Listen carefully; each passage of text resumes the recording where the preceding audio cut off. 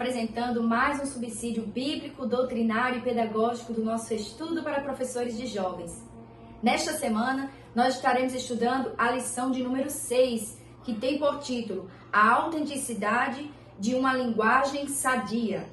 Nosso texto principal está localizado em Provérbios, capítulo 18, verso 21, que nos diz o seguinte: A morte e a vida estão no poder da língua, e aquele que a ama comerá do seu fruto. Nosso resumo da lição nos diz o seguinte: o controle da língua é essencial para uma vida piedosa e uma fé sadia. Nossos objetivos são compreender a necessidade de dominar a língua, explicar os perigos de uma língua descontrolada e destacar as características de uma linguagem sadia e irrepreensível. Nosso texto bíblico em classe está localizado no livro de Tiago, ao qual estamos estudando esse trimestre, no capítulo 3, dos versos do 1 ao 12. Você deve realizar essa leitura de forma alternada, coletiva ou voluntária, conforme seu planejamento para esta semana. Professor, nós temos 3 tópicos para serem trabalhados e que devem ser enfatizados ao longo de toda a lição, que são 1. A necessidade de dominar a língua, 2. Os perigos de uma língua descontrolada e 3. Características de uma linguagem sadia e irrepreensível. Esta semana nós estamos estudando, uma análise que o nosso apóstolo Tiago ele faz acerca do uso da língua, A gente sabe que em vários versículos, nós vamos ver aqui, tem uma abordagem sobre o poder da palavra, a nossa linguagem, a influência que ela traz sobre nossas vidas. E Tiago dedica, alguns versos, capítulos, podemos dizer assim, sobre os perigos de não dominarmos a nossa língua, ter cuidado com a nossa linguagem. Então é importante enfatizar nessa lição, tendo em vista que nós fazemos uso da língua no nosso cotidiano, no nosso dia a dia, e temos que compreender, os perigos de não termos o domínio próprio, o controle, sobre as nossas palavras. Então o apóstolo começa enfatizando no tópico 1 a responsabilidade, de quem fala, de quem está ali proferindo. Aí ele começa falando sobre os mestres, advertindo por quê? Porque naquela época, nós tínhamos as pessoas que se reuniam, já que todos não tinham acesso à leitura, à cultura escrita, então era muito comum as pessoas se ajuntarem para ouvirem os mestres ou aqueles que dominavam a escrita, que tinham a leitura, para aprenderem daqueles mestres, Hoje nós temos um conhecimento de uma forma muito acessível, todos têm acesso à leitura, à escrita, então é muito mais simples esse processo de aquisição do conhecimento, até mesmo de forma mais solitária. Entretanto, nós percebemos que nós temos, Tiago alerta aqui, e ele fala sobre a palavra Kyrios, cujo significado é Senhor. Mestre aqui é alguém que ensina a respeito das coisas de Deus, os deveres dos homens, alguém que é qualificado para ensinar, trazendo a ideia de um rabino que possuía conhecimento sobre a lei. Então aqui é a responsabilidade que nós temos, e aí nós passamos para os jovens isso, porque eles futuramente, já serão pessoas que terão essa capacidade de ensinar. E para nós também, enquanto professores, nós fazemos um momento de autoavaliação aqui ao estudarmos essa lição para compreender os perigos, daquilo que nós estamos falando diante dos jovens. Nós somos ali a boca de Deus naquele momento. Então, nós precisamos ter bastante cuidado, naquilo que nós estamos proferindo, para que não venha causar o escândalo ou trazer divergências de ideia. Então, precisamos sempre estar estudando, sempre estar buscando conhecimento da palavra, para que nós possamos trazer aí uma lição mais profícua, aprofundada, verdadeira e definitivamente pautada nas escrituras, para que nossos jovens venham aprender um ensino mais sadio. E aí ele continua falando, que a língua ela tem poder. E ele diz que todos nós, no versículo 2 ele diz: todos nós tropeçamos em palavras. Aquele que não tropeça em palavra, tal varão é perfeito e é poderoso para resfriar todo o corpo. Então ele já diz que é praticamente impossível. Entretanto, nós precisamos gerenciar a nossa linguagem, a nossa língua, porque aquilo que falamos é flecha lançada. Então, é importante frisar para os jovens que nós pecamos por pensamentos, palavras e ações. E, geralmente, nós vamos ver mais adiante que a boca fala aquilo que o coração está cheio. Então, o perigo não é o que eu falo, o perigo é quando eu falo, eu mostro o meu interior. E isso é de suma importância, porque do que eu estou enchendo meu coração é aquilo que vai transbordar. A linguagem, ela é o transbordamento daquilo que minha alma está cheia. Então é importante perguntar aos jovens, em que estão pensando? Do que eu estou enchendo a minha mente e a minha alma? Porque é isso que vai transbordar nas minhas palavras. Se eu me encho da palavra de Deus, da disciplina, da santificação, é isso que eu vou proferir ao longo do meu dia a dia.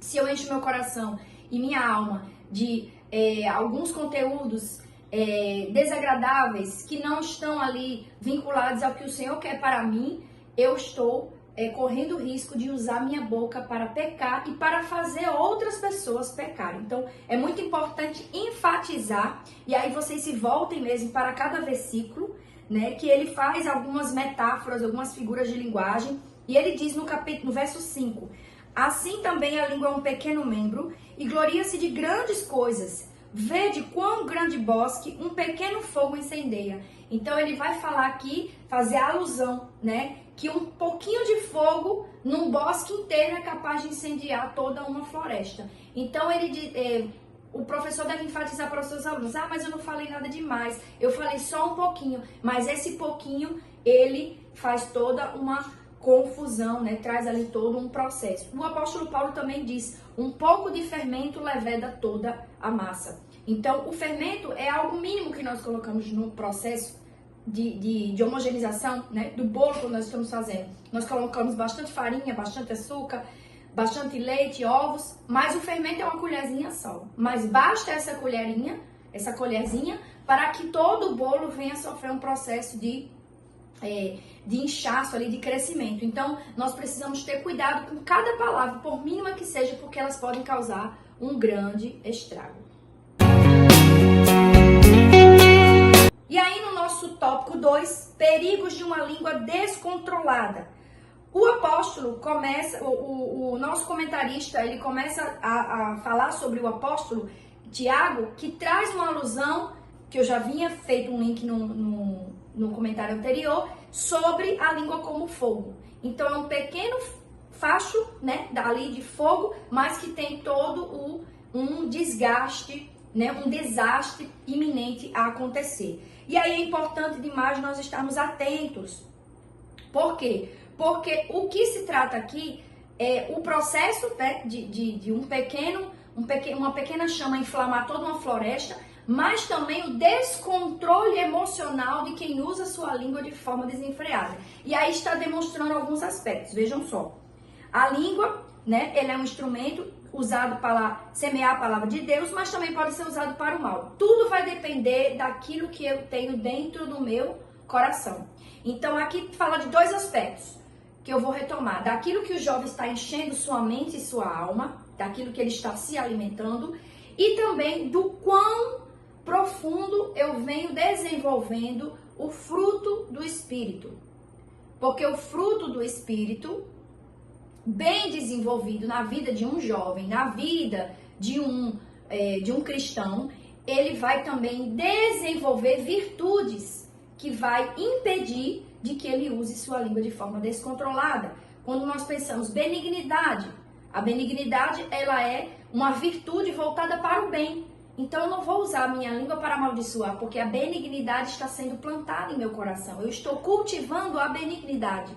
Bondade, o domínio próprio. Então eu tenho vontade de falar, de dizer tudo aquilo que eu estou pensando na minha ira. Por isso que o apóstolo diz, irai-vos, mas não pequeis.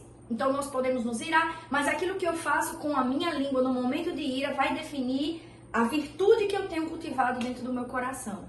Então, é importante que o professor, nesse segundo tópico, fale sobre a importância do cultivo do fruto do Espírito. Nós precisamos cultivar o fruto do Espírito. Todas as virtudes estão ligadas, né, ao uso da língua. Por exemplo, eu falei da benignidade, do domínio próprio, mas vamos pensar na paciência.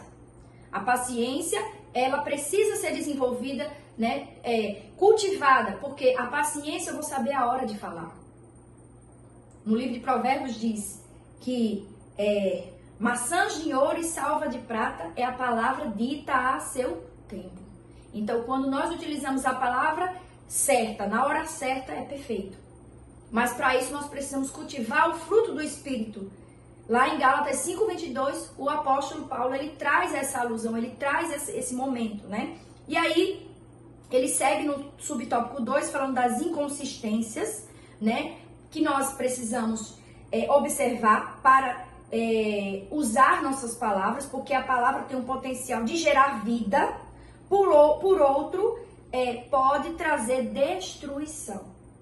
Principalmente hoje, que nós estamos na era das redes sociais, da internet, e que qualquer palavra dita de forma equivocada, fora de contexto, de forma errônea, pode gerar um desastre e causar graves problemas. E daqui que a pessoa se retrate, faça uma fala dizendo que não foi aquilo que ela quis dizer, enfim, já vai sofrer muitas sanções, muitos problemas e talvez nem consiga se recuperar daquilo que ela disse. Então é muito importante também alertar aqui nesse tópico esse descontrole das postagens, porque aquilo que eu digo não é só falado, é também escrito. A gente deve se pautar nisso. A língua ela também está na pontinha dos dedos, quando eu digito algo ali inadequado e que vai atingir alguém. Então é importante, né, que os jovens tenham essa reflexão sobre o uso da língua nas redes sociais, aquilo que eu escrevo, aquilo que eu posto, aquilo que eu estou utilizando como meio de comunicação, o que eu estou transmitindo, qual é a mensagem que minhas redes sociais informam para aqueles que a seguem. Então, é bom deixar essa reflexão para os jovens. E aí ele vai dizer, né, que a língua mal contida é um veneno mortal. Então é preciso que os jovens desenvolvam o fruto do Espírito para que possam tranquilamente gerenciar o uso da sua língua. Tópico 3, características de uma linguagem sadia e repreensível. Então, de que forma eu vou usar a minha linguagem sadia? Como eu saber se eu tenho uma linguagem sadia? É utilizando uma fala que edifica. Para que eu abro minha boca? Para a edificação de outras pessoas, para pregar a Cristo, para dizer que Ele salva, para trazer profecias de bênção para as pessoas. Então, aqui no livro de Efésios, capítulo 4, o verso 29 diz: não saia da vossa boca nenhuma palavra torpe, mas a que for boa para promover edificação, para que dê graça aos que as ouvem, né? Aos que a ouvem. Então, nossas palavras precisam ser benéficas. E aí, eu vou agora entrar no outro campo, que é a questão de não só maldizer, não só gerenciar a língua, mas o tipo de linguagem que eu estou utilizando. Qual é a linguagem que eu estou me comunicando no meu dia a dia? É preciso ter em mente, né, que a linguagem precisa ser uma linguagem sadia, uma linguagem cristã, uma linguagem sem muitas cacoetes, gírias, palavras infundamentadas, né, que não tem ali um fundamento cristão. Às vezes é uma gíria que a gente nem tem conhecimento, mas que está ali levando para um tom pejorativo, gírias mundanas. Então nós precisamos ter cuidado com as nossas palavras, para que nós possamos produzir vida por meio delas. E aí o professor precisa trazer alguns versículos que comprovam, né? No Salmo 66, o 17 diz o seguinte: clamei com a minha boca e com a língua o exaltei. Então, esse versículo aqui está dizendo, né, que o salmista, ele, com a sua boca, ele clamou ao Senhor e o exaltou. Então, nossa língua, ela é voltada para a edificação, para dizer, proferir coisas boas, para proclamar, para trazer a fé em Cristo, né? Precisamos também ter palavras de sabedoria e que tragam conhecimento, né? Para aqueles que estão escutando. Não tem pessoas que quando nós estamos perto delas nós somos edificados, porque essas pessoas têm palavras de sabedoria. Sempre tem um conselho para dar, sempre tem uma palavra de ânimo, uma palavra de alegria. Enquanto também temos pessoas da nossa convivência que sempre estão ou reclamando ou trazendo uma palavra de negatividade, de maldição. Então é preciso também ter esse gerenciamento, porque ele é reflexo daquilo que eu estou sentindo e que eu estou cultivando dentro da minha vida. No subtópico 3, ele vai dizer o que é o reflexo da fé em Cristo. Então, nossas palavras precisam ser cheias de graça e de verdade, conforme Colossenses 4 e 6. Né? Por quê? Porque é isso que nós temos que carregar dentro de nós. Se nós, né, temos uma fé em Cristo, nossas palavras precisam ser coerentes com a fé que professamos. Elas se tornam ferramentas de evangelismo e testemunho, atraindo outros para Cristo. Então é muito importante que nós, ao ministrarmos a lição, foquemos nesses versículos que trazem, né, essa questão do uso da língua como ferramenta de edificação. E aí é importante fazer toda essa abordagem porque ela traz o reflexo da minha fé em Cristo. E nós temos uma dinâmica que vai ajudar muito ao fazer o fechamento dessa lição e que vai contribuir para que nossos jovens compreendam, né, o valor da língua, né, do poder que nós temos em nossos lábios ao abrirmos nossa boca. Agora o nosso momento EBD, caro professor, nós estamos aqui na nossa 6ª lição, ainda dá tempo de você divulgar na sua igreja que nós estamos no meio do semestre, né? Nós ainda podemos convidar aqueles que não estão participando a frequentarem a EBD. Não deixe de fazer aquele convite especial para que eles possam participar e assim aprender mais da palavra de Deus. Aqueles minutinhos que você tem no culto, na oração da mocidade, no ensaio, em algum momento, convide os jovens, convide toda a igreja a participarem da EBD. Nós também temos um recadinho especial para vocês.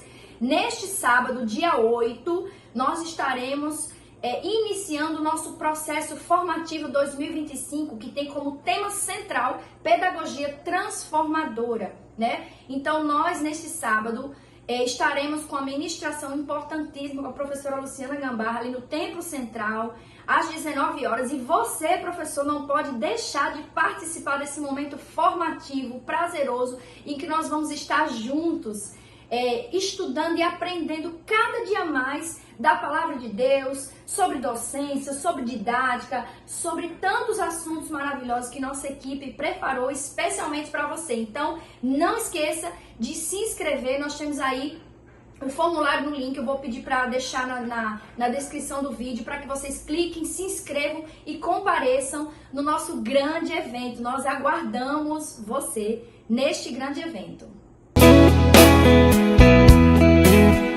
Como nosso subsídio pedagógico, nós preparamos algumas questões aqui que nós temos, né, ao longo da lição. Na página 41, eu gostei bastante, nós temos uma atividade, né, que fala aqui, um quadro, né, e nós vamos fazer uns cruzamentos aqui das características, né, para poder colocar cada qual no seu lugar, nas colunas. Então, nós temos aqui, na primeira parte diz quando a fala é motivada por Satanás e quando a fala é motivada por Deus. E no outro lado tem as ações, né? A palavra é cheia de amargo, ciúme, ambição, desordem, pureza, paz. E aí os alunos vão ali ressaltando, eles vão preenchendo aquilo que está colocado aqui. E eu tenho outra dica, outra dinâmica, que na verdade ela é um desafio semanal. Você, professor, vai desafiar os seus estudantes, os seus alunos da sua sala a realizarem uma semana de bênçãos, de profecias de bênçãos. Então, cada dia, desse domingo até o próximo domingo, os jovens vão abençoar a vida de alguém por meio das palavras. E ele vai anotar: hoje eu abençoei a minha mãe profetizando saúde. Hoje eu abençoei a vida do meu colega de trabalho, desejando um dia produtivo. Hoje eu abençoei a minha família por meio de paz e alegria. Então, cada dia o jovem ele vai profetizar dentro do seu lar, ele vai proferir palavras de bênçãos e ele vai anotar no final da semana, que quando for na próxima lição, ele vai trazer uma lista de 7 tarefinhas que ele fez ao usar a linguagem. E aí nós vamos ver quantas bênçãos nós vamos ter proferido ao longo da semana para os nossos amigos, nossos familiares, e como é bom profetizar bênçãos. Então, fica aí a dica de dinâmica, né, didática, do desafio da língua, né, da linguagem sadia, do uso de uma linguagem profética, benigna, né, e que vem trazer aí grandes bênçãos para os nossos jovens. Então, foram essas nossas dicas didático-pedagógico do nosso estudo para professores de jovens. Se você gostou desse vídeo, curta, compartilhe, se inscreva em nosso canal e não deixe de ativar as notificações. Nossos vídeos vão ao ar toda semana para que você possa estudar e organizar as suas aulas. Que Deus abençoe a sua vida, que Deus abençoe o seu ministério e uma excelente aula no domingo.